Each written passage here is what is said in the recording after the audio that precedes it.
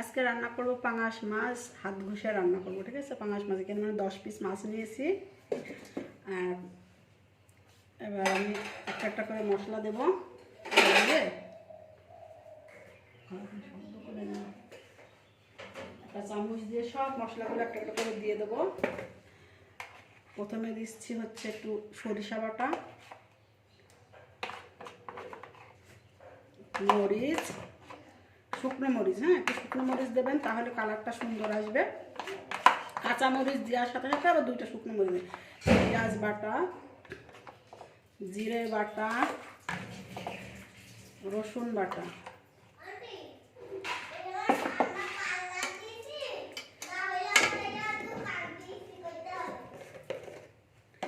লবণ দিতে হবে, তো লবণ মানে স্বাদ মতো, যত প্রয়োজন মতো লবণ,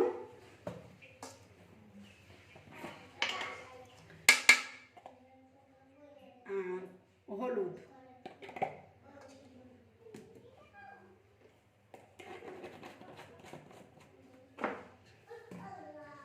আর দেবো হচ্ছে তেল। তেল কেউ কেউ অল্প খায়, কেউ কেউ বেশি, আমরা একটু তেল বেশি খাই বলে একটু তেল দেবো।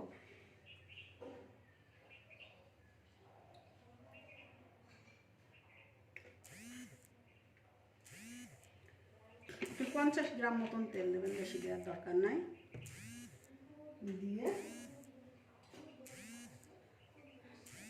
চামচটা তুলে রাখলাম।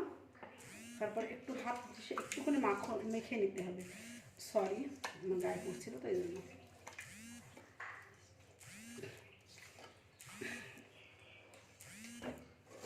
দেখছেন কি সুন্দর কালার। এটা যদি আপনি 10 মিনিটের জন্য একটু রেখে দেন আরও ভালো হয়, কিন্তু আমি রাখবো না, কারণ আজকে আমার সময় নাই। কারণ আমার আজকে তাড়াতাড়ি একটু রান্নাটা শেষ করে একটু অন্যান্য কাজ আছে, করতে হবে, তো এই জন্য ভিজায় রাখবো না। এবার পানি দেবো।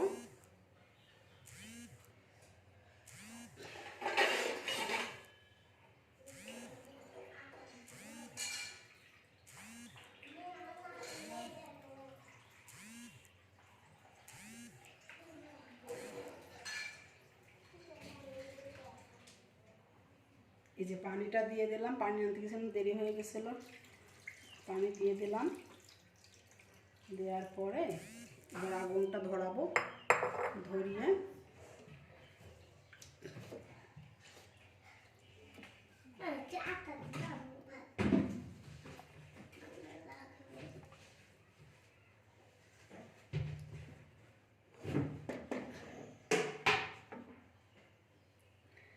এই যে আপনারা তো দেখতে পাচ্ছেন কেমন হচ্ছে।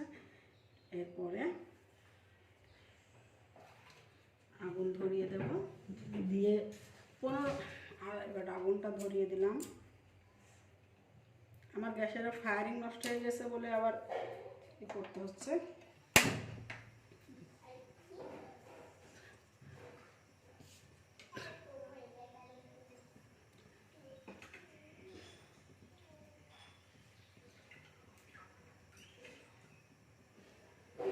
আর একটু পানি দিলাম, কারণ একটু সিদ্ধ না হলে ভালো লাগবে না।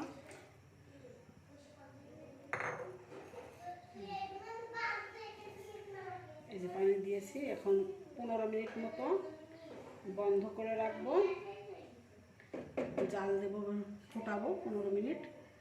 তারপরে আবার আপনারা দেখতে পাচ্ছেন, এই যে দেখলেন, এবার ফোটাতে হবে 15 মিনিট। ঢাকনা দিয়ে রাখবেন, ঢাকা দিয়ে রাখবেন। মাঝখানে একটু ঢাকা দিয়ে রেখে তারপরে আবার একটু